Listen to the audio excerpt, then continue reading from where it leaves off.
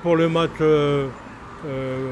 Maroc-Canada, je ne vois pas pourquoi le Maroc perdrait effectivement dans ce match. Surtout que l'entraîneur, lui, il a une parfaite connaissance de toutes les stratégies. On l'a vu à deux reprises déjà.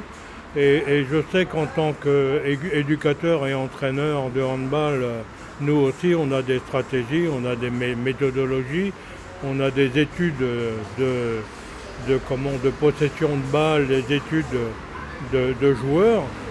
Et ça ne fait aucun doute qu'il a étudié toutes les possibilités et toutes les façons de faire de chaque joueur du Canada pour pouvoir mettre en place effectivement un pressing comme il l'a fait les deux derniers matchs.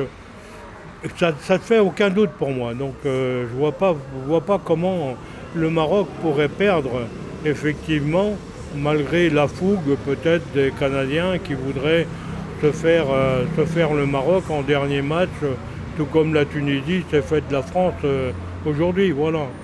Mais bon, non, je vois pas du tout une issue négative, au contraire. L'équipe du Maroc est dans une progression énorme parce qu'ils ont trouvé l'homme qui avait la clé pour les driver, pour leur montrer le chemin, d'accord. Il a trouvé, je pense, la méthode sportive adaptée qui lui permettra d'aller loin, effectivement, dans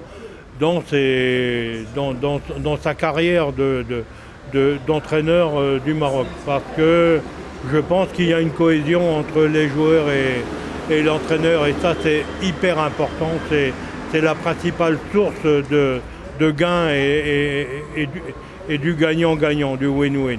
La différence entre Regragui et Halilhodžić, c'est la main de velours dans une poigne de fer pour Halilhodžić, mais qui ne donnait pas de résultat.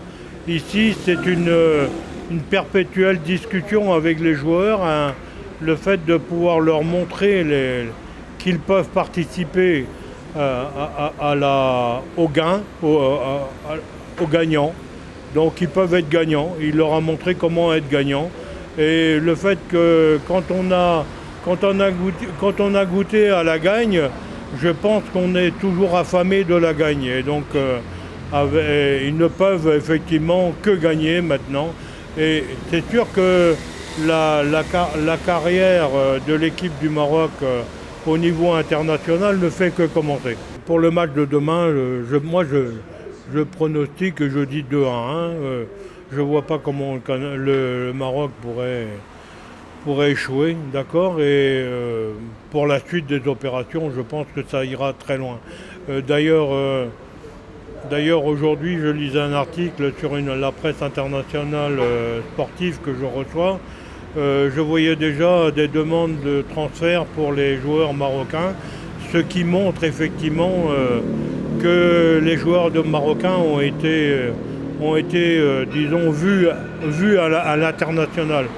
D'ailleurs, je viens d'une région qui est la Bretagne, où effectivement il y a une dizaine de joueurs marocains qui jouent tant à Brest qu'à Rennes, qu'à Lorient et qu'à Nantes.